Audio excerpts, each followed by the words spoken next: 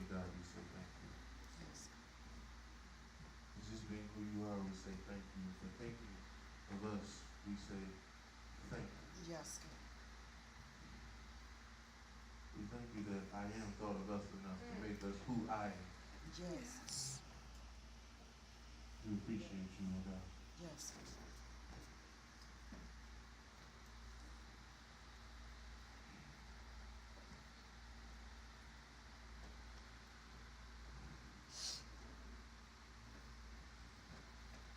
God, receive our praise, receive our worship, Yes. and rest on us. Continue to speak to us through your Holy Ghost. Yes.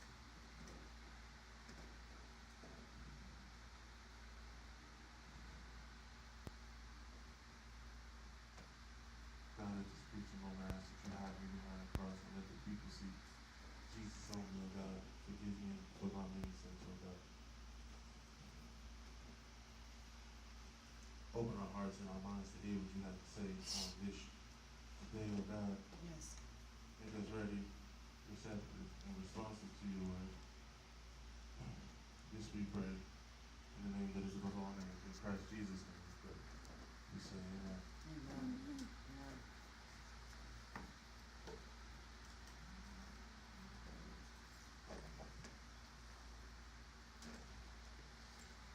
If you have your Bible, turn me to 2 Peter chapter 1. 2 Peter chapter 1.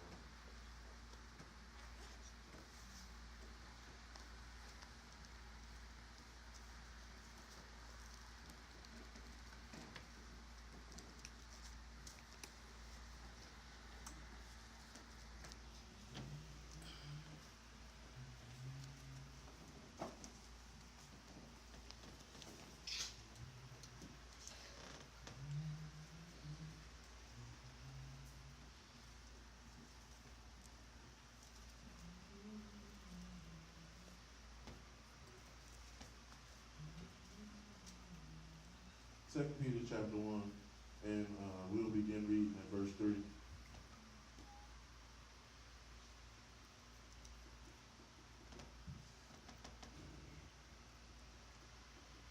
verse 3 reads, His divine power has given us everything we need for life and godliness, through the knowledge of Him who called us by His own glory and virtue.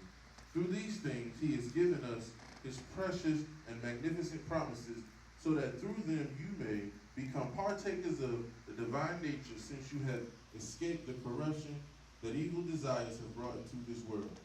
Now for this very reason, making every effort, add to your faith virtue, and to virtue knowledge, and to knowledge self-control, and to self-control patience, and to patience godliness, and to godliness brotherly love, and to brotherly love love. You may be seated in the presence of our Lord.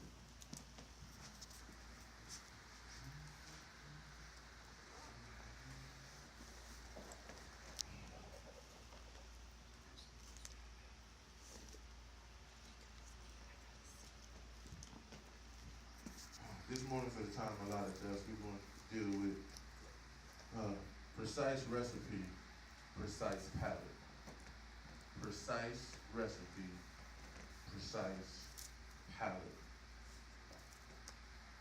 When we decide to cook something, recipes are very specific of what the ingredients need to be. Very detailed on how you need to do it and what you need to do to make things right. One of Pastor's favorite things to eat is lobster. And one of the things about lobster is that there are many ways to cook it, but you have to be very specific with how you cook it, because you cook it a minute too short and it's raw and nasty, and you cook it a minute too long and it's tough and chewy. So it has to be cooked perfectly. And you have to pay attention and you have to follow instructions. Most recipes have, measurements and details to them, but let's be real, we take them and do what we want to with them. We alter them, we change this, we take that out, we put that in, and we do this, that, and the third. But precise recipes must be followed to the letter. One of the things that Pastor also eats is sweet potatoes, but I only eat one person's sweet potatoes, my mama. And if your name ain't Altoya, I ain't eating them.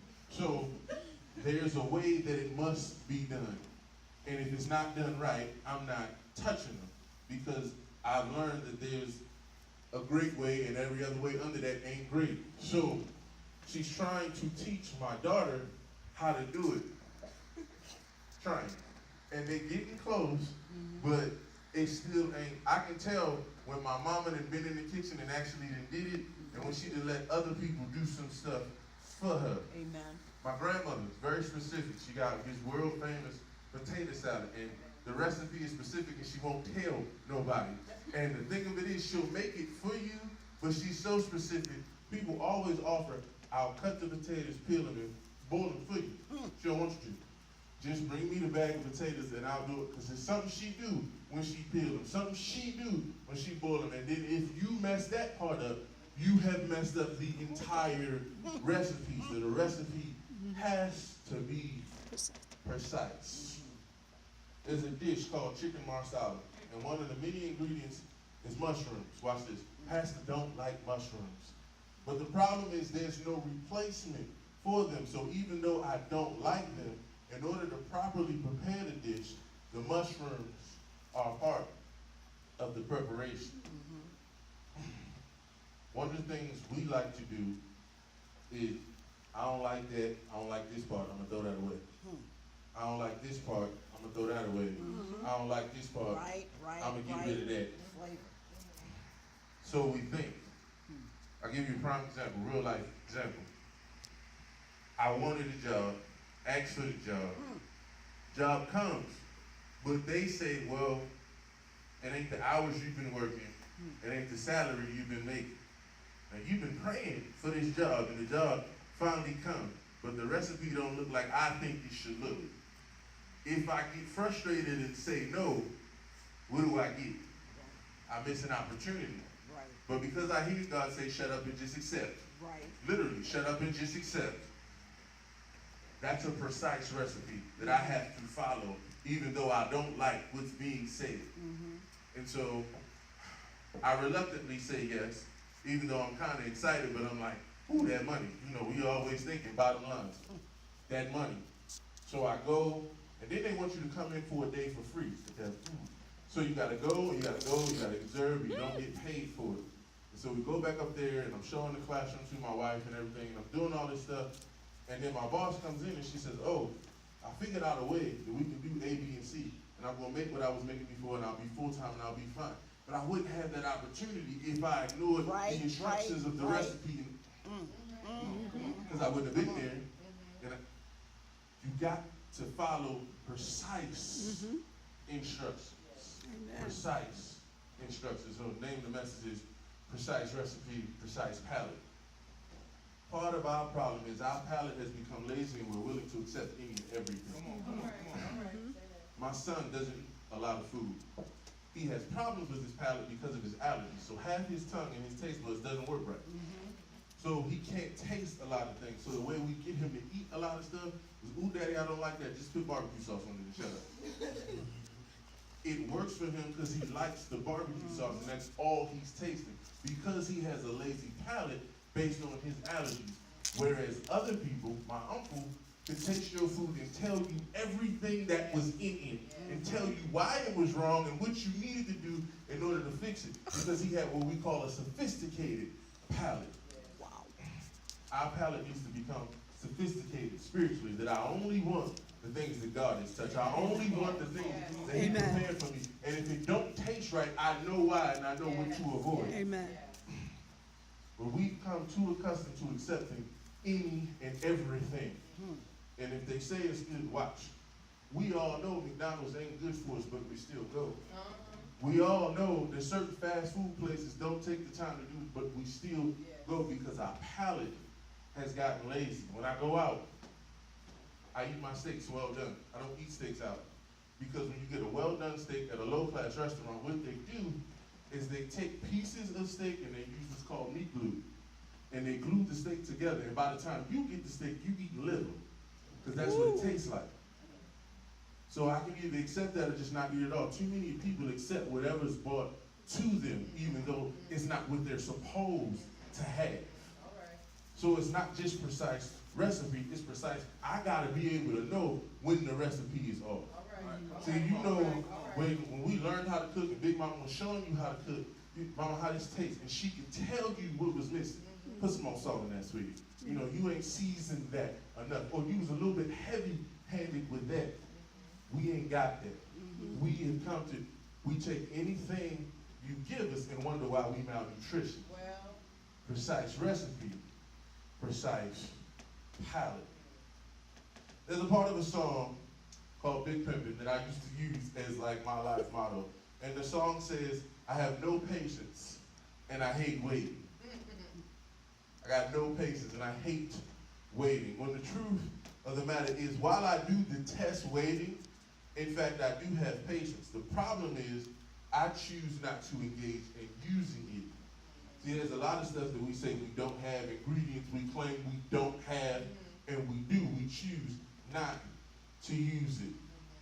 The believer's problem is we'd rather make an excuse than exude some effort. cool. We'd rather come up with a reason why we can't do it than just take the will to do it. Effort, strenuous physical or mental exertion.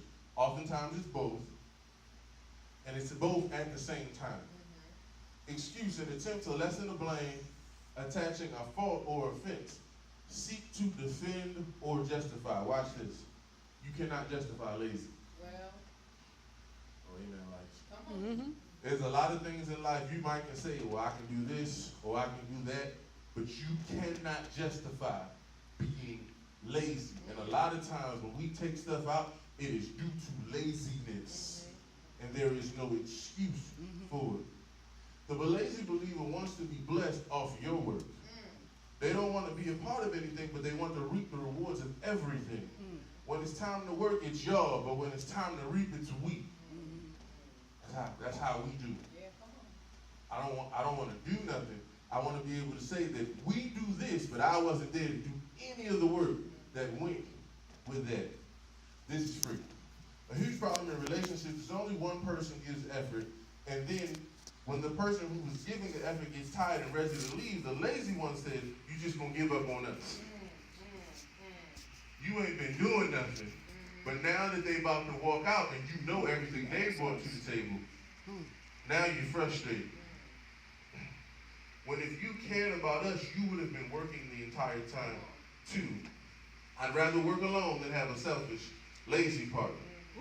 It's horrible to think someone is going to be there for you only to find out you've always had to carry them. See, I don't mind helping sometimes. I don't mind motivating sometimes. But if I got to carry you all the time, what they say, I can be bad all by myself. That's free. So we can't get lazy. Meaning, I was overwhelmed. I was frustrated. I was tired, I was angry, I was sad, I was lonely, I felt some kind of way, or whatever feeling you may have encountered does not give you a pass to do what you want to do. Your emotion doesn't change the effort you must give. See, let's be real. You can be emotional as you want to be, but when you go to work, you know you got to put that mess in check. So when you at work, you can be going crazy in here, but you put it in check because I need that paycheck. But see, when we home, we feel like we in charge, so we don't have the same tact, the same effort to keep our emotions in check. You ever been dog tired, had a long day, money funny, body aches, and all you want to do is go to bed? But Junior got homework, and the spouse has had a rough day too, and dinner still must be cooked. You can't shortcut your way through that. Though you don't feel like dealing with it, needs must be met. So watch this. What are you going to take out of that? What is it? Are we not going to do Junior's homework? Are we not going to tend to our spouse? Or are we just not going to eat tonight? You can't, so you fight through and you push through to get results. Our problem is we don't push through enough.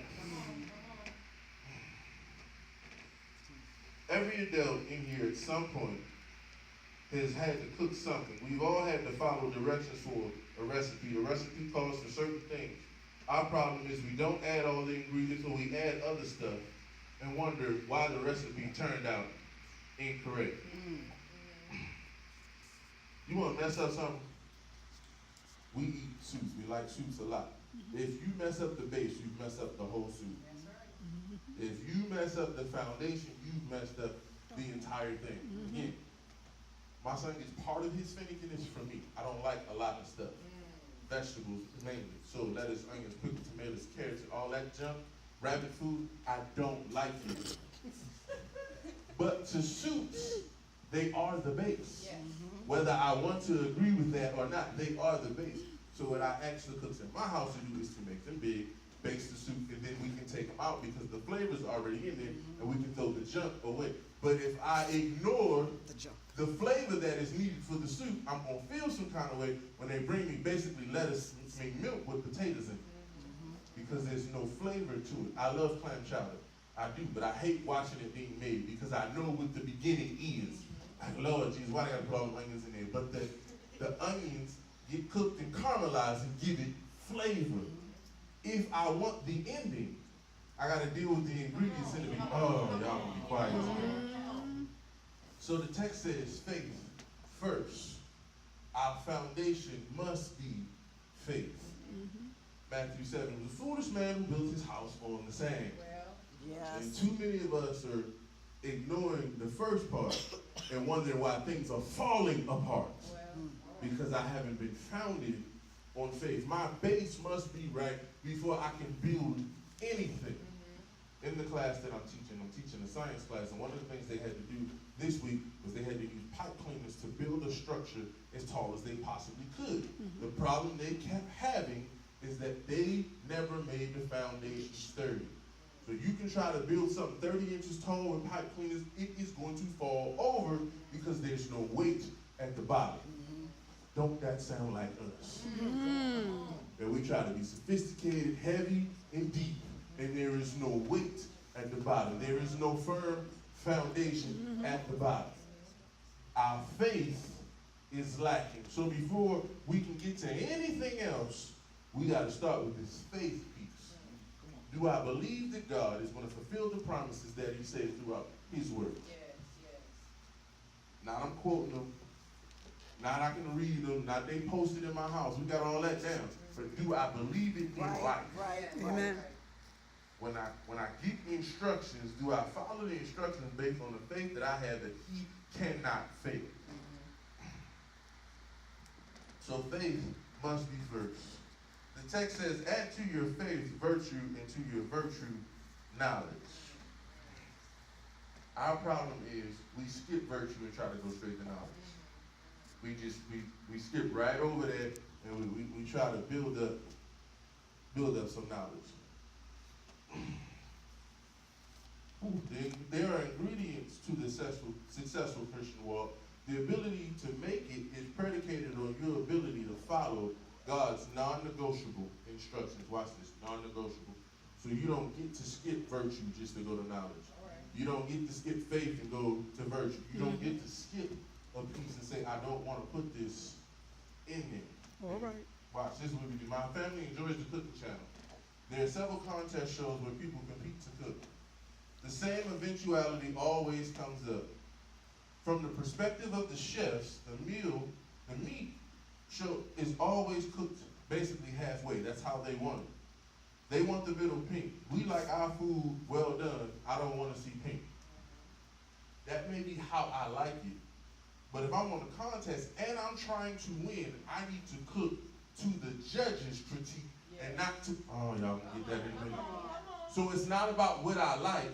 It's about what's going to make me successful. And we get so caught up in, well, this is what I do at home. And this is what I do. And this is the way mama and them did it. This is the way they showed me. But I know what they're looking for. Shows vex me because you got all these people and there's a dessert piece to every show. And all the chefs be like, ooh, I don't like sweets. It's absurd. So you got to make a dessert and lack sugar. I know that going in. So I can't make it and argue that a dessert should be sweet. I have to make it to how they like it because they're the judges.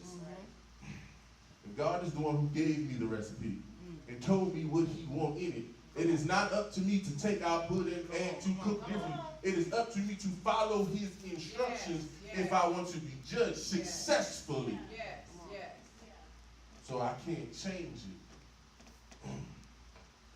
One of our biggest hiccups is the text says, add virtue to your faith. We skip it. Knowledge without virtue or moral character is catastrophe waiting to happen. Come on. Knowledge without character is catastrophe waiting to happen. I'll give you a fictional example, and then I'll give you a real world example. Fictional science fiction movies always depict that when we entrust robots or science without safety, the process by which artificial intelligence always chooses to save humanity is by killing off a large portion of humanity, because there's no character in the robot. So the robot makes an equation, and the equation says, if I kill 30 million people, this will be better. But there is no character in the equation. Watch, we trust these equations, we trust these machines. Watch this. This week, in sports, you can do an analytic, basically survey of how many games you think a team will win next season based off the players they've acquired, and it's called win shares. It's very scientific or whatever. Golden State just signed the second best player in the world already to a great team. They put that team in the scientific equation. It came out that they would win 83 games. The problem is there's only 82 games in the NBA season. The equation is broken. They broke the system, but there's no way for the system to know that because the system has no character. So you can put anything in the equation you want to, but without moral understanding, you don't know what to do with it. Y'all saw iRobot. What was the answer? Kill millions of people and basically enslave everybody else for your own slavery. Age of Ultron. Blow up the world and start over. Everything's better. That is how science thinks without humanity added to it. Real life. We are all on some level capitalists. Wonderful. However, pure capitalism is callous. In pure capitalism, what basically happens, and nobody likes saying it, the bottom dies. So what that means is, if you don't have money, that's your fault, and we let you fall off. So, pure capitalism has no morality to it. It's just about, can I get that dollar? And what happens is, and the reason why it doesn't work in and of itself, is because when you have pure capitalism, the bottom keeps getting bigger. So you think, well, I'm okay today, and then next year, your job is gone. It ain't nothing for you to do. And ain't no handouts coming. And ain't nobody trying to help you because from the capitalist perspective, it's your fault. So pure capitalism doesn't work. Real life example, when you remove morality, things fall apart. Now watch this. Somebody gonna go home and say, Pastor's a socialist. Socialism don't work by itself either. Get sick in Canada and need a specialist and see how long it takes to go see the specialist. You will be dead before you see the specialist because socialism by itself doesn't work. So I'm not dealing with system. I'm just trying to show you that when you have a system and you don't include integrity into the system, everything falls apart. What is virtue? Virtue is my moral character. So it's the standards by which I choose to live. If we're going to be honest, a lot of our struggle comes from my moral character is not consistent. So it's here sometimes, and then there are other times, and down here when I get frustrated, and when I get frustrated is when stuff falls apart. Watch this. When we get frustrated, my character has to stay the same. Yes. So I got to get angry, but still be Christian. I can be frustrated, but still love people. Watch this. Sometimes you're going to have an attitude, but I have to overcome that attitude and not let that fester in me. If we added consistent morality to our thinking process, how much better would life become? On a whole, if my moral character was always included in my decision-making process, how much better would life become? John 13:35 says, by this all men should know that they are my disciples if ye have love for one another. If I'm putting that through my decision making. So every decision that we make, am I loving people effectively?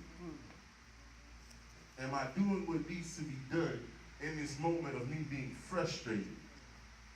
But let's be real, it's easy when everything is good. When it's them zeros sitting in the bank with a big number in front of it, oh, it's easy to be good then. Right. But then when the bank just says zero, it's not negative, Come on. and you can't use your debit card to go get a soda, can I still be morally correct in Right. those moments? Well, Our mistakes come when we circumvent that thought process to go straight for self-gratification. We've been talking about suffer now for success later. And the reason why we don't have no success in our tomorrows is because there's no suffering today. You gotta go through something to get to something. yes. Any journey you take, watch it, any journey you take is going to take some work. It's going to take some effort. Yes. And we them people that's like, well, we trying to figure out how to make an omelet without cracking any eggs. We them kind of folk. And let me tell you, that ain't possible. Because if you buy your eggs in a carton, the eggs got cracked in the factory. That ain't possible. You got to do some stuff to get some stuff. And we Amen. claim we want to get to it, but what are we willing to do to get there? So then it brings up temperance. We skip that because most people don't know what it is. And just be honest with you, temperance is to be sober-minded. And I'm about to go somewhere you probably ain't never heard this before, but it's the truth. When we do sober-minded, we always bring up alcohol. Don't get drunk off the lip. Leave the Hennessy alone. If Jack and Coke is your drink, God help you. Look, I come from a place where, it was Cisco, and now everybody that I know calls Cisco cracked in the bottle because it's Kool-Aid, and you don't know how drunk you get until you there in the alley sleep and wonder how you got there because it tastes like Kool-Aid. It's just sugar and liquor. So, the text says temperance, sober-minded. But it means more than just that. Here we go, watch this. I was doing a study, and commentators, they point out the alcohol, but watch this. Doing some research, historians believe that one of the reasons why Jesus was angry when he flipped over the tables in the temple is because amongst the many things being sold in that temple was opium. They found that poppy seed, y'all. And they was pushing it in the sanctuary vestibule. And Jesus felt some kind of way about that. Well. So let's frame that real quick. Let's say you come to church and somebody selling weed in the sanctuary. You might flip a table too. So it's not just the sober-minded of the act, it's being in your right mind, period. And a lot of people today don't want to hear that. I was listening to sports radio this week. We spent 3 hours on sports radio dealing with whether marijuana should be legal or not. 3 hours. Drove me crazy. I ain't arguing the medical benefits of it and none of that.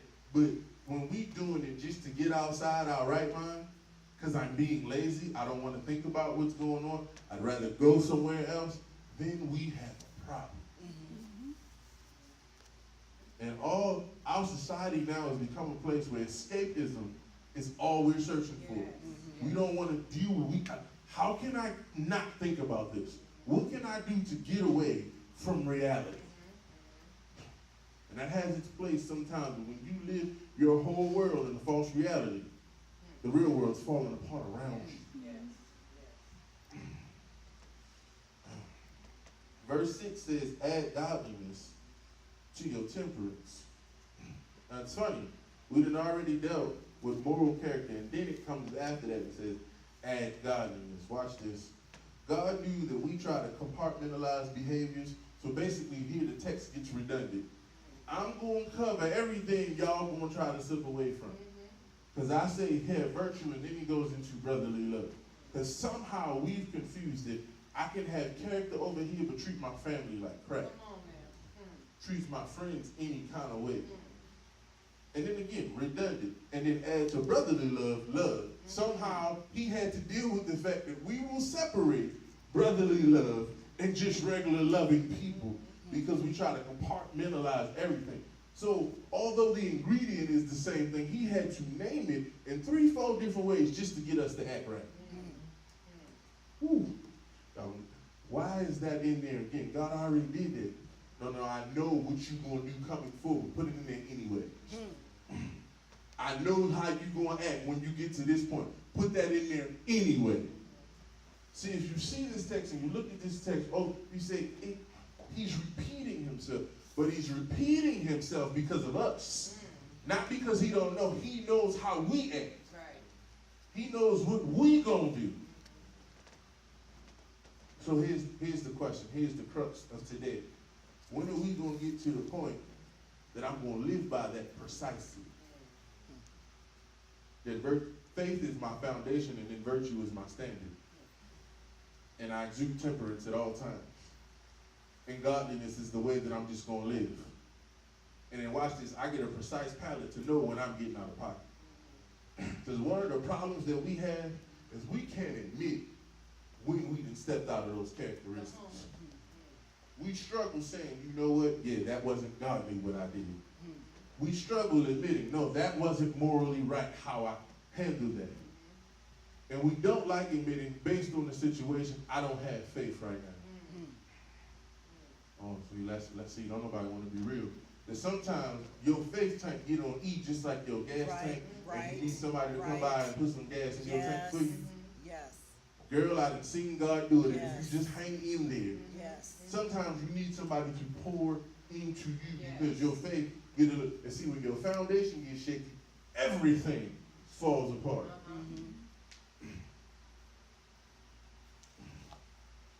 We got to get to the point where it becomes second nature to us to live this out daily. So regardless of the situation, and let me tell you, sometimes the situation don't make sense. But even in it not making sense, I have to stand firm. Yes, that's right. Even in it not making, and I'm not telling you that you're not going to catch an attitude when you wake up and your bank account is negative. I'm not telling you that it's not frustrating that you thought you had a little bit of money and a $400 bill came out of somewhere, and then you look and after you paid the $400 bill, there's a screw in your tire, and now your tire costs $150. Pastor, how you know? Because it happened to me. And so just that quick, almost $600 go. And so you can either be frustrated and cry about it and say, oh Lord, I thank you for having the money to spend and get it done right there. And it wasn't a problem. And the lights are still on, it's still full of Yes. It's how you going to deal with it. That's right. Yes, but God. Lord knows I don't like that it came. Yes, Jesus. I'm like, this. And you know, I have this OCD about driving. My wife can tell you, I watch the ground more than I watch cars in front of me to avoid that. Yes. See, I'm always, baby, there's a screw over there. I watch them, so I'm frustrated at how I get a screw in the tire. So I got to reconcile that because I'm like, what was I not doing at that moment that it happened to me? Right. But you got to get over there and say, God, I thank you anyway. Thank you anyway. Yes. That it didn't come in my tire, bust the tire, and I was on the freeway. There's a whole problem. Right. So my characteristics cannot change. We got to get to the point where you look stuff in the face and say, and. I was watching a comedian this week. It's an old comedy show. It's Eddie Griffin. It's called Dysfunctional Family. It came out like 2000, 2001, something like that. And one of the things that he says in there, and I'm going to clean it up a whole lot, but one of the things that he says in there is that you have to understand that the devil is a punk. And I'm like, what is he about to do with this? Because I didn't remember the joke. But what he basically says is the devil came to Jesus in the wilderness and offered Jesus something that didn't belong to him. And Jesus told him to get out his face. And then the devil says, well, that's a smart one. And I've cleaned that up so much. But basically, when you know your text, you can look stuff in the face and it'll leave you alone. The Bible says resist the devil and he will flee. That's right. But you got to be equipped to resist him. And a lot of times, truth of the matter is, we so ready to quit, we not ready to resist.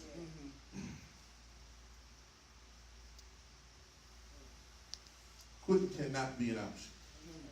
Yes. Oh, I'm going to say that again. Quitting Yes. cannot be an option. You know, I love UFC. I love UFC because it's varied, and you never know who's going to win. Because today, with 4-ounce gloves on, anybody can get knocked out. So it makes it exciting. One of the things in fighting that's crazy, because you know you're gonna fight tomorrow, is there's some dudes who take that mentality in fighting, that you're gonna break my arm before I tap out, because tap out is quitting. Tapping out is a sign of weakness. Too many of us are ready to tap out in life to quit. Yes, yes. That as soon as the clouds come, I'm good. Ring the bell. We ain't gotta go no more. Ring the bell. Too many of us are too quick to tap out. And what I've learned watching UFC, in most situations, if you stay calm, you can get out of stuff. All right. There's a fighter, Christian fighter named Benson Henderson. Bendo has ADHD, so in order to fight, he has to chew a toothpick, which is dangerous as all get out, but it helps him focus. I've seen him get in situations where people have his back, and if somebody has your back, you're basically done. And they're about to choke him out, and he just takes in deep breaths. And by staying calm, he finds a way to escape. What would happen if we stayed calm instead of freaking out all the time? Because see, nowhere in the recipe is throw a tantrum. Nowhere in the recipe is punch a wall. Nowhere in the recipe is throw your cell phone across the room. Nowhere in the recipe is cuss so-and-so out. Right. That's right. So we adding all this stuff and wondering, why is it falling apart? Will you follow the recipe? It is outlined in the text for how you are set up to be successful. And watch this, the text start off, God gave you everything you need. So I don't need to go looking for something else. I don't need to go find another thing. I don't need to go search. He's already given it to you. Will you use it?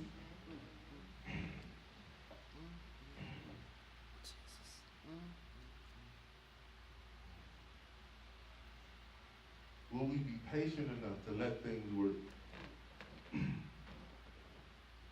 Patience.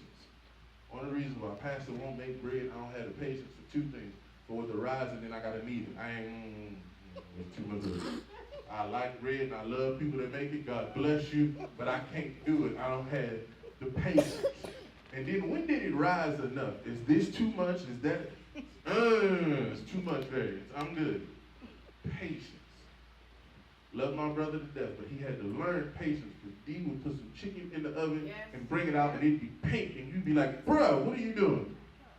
No, it's done. The devil is alive. Patience. He don't like cooking, so when I met him, what he do is get some hot dogs and put them in the microwave for 30 seconds. Say what? That's not done. Well, it's basically bologna anyway. You know what? You go ahead and go there with patience. Am I going to be patient enough, watch this, to let stuff get done? Because it ain't on my schedule. See, again, stuff Pastor don't cook. Turkeys. Why? You got to put that thing in there. You got to wait for that thing to pop out. Say, I ain't got time for all that. Turkey take too long. You know what? Can we get a turkey just to rest and just cook because it go quicker? I don't got patience for all that. I don't look. I don't like waiting. I started that off telling you that I have the ability to, but I don't like waiting. But in life, sometimes he'll say, don't move. I'm not asking you to do nothing, but not to move. And can you be obedient just sitting still? If God told you right now, I'll fix everything that's wrong in your life if you just sat still. 90% of us will mess that up because we can't sit still. And not that you just can't sit still, you're going to find a reason to try to do something to help him out like he needs your help. Right.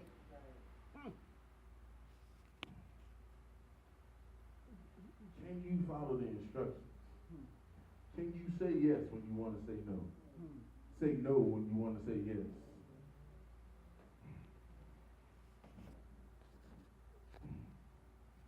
Can you have discipline?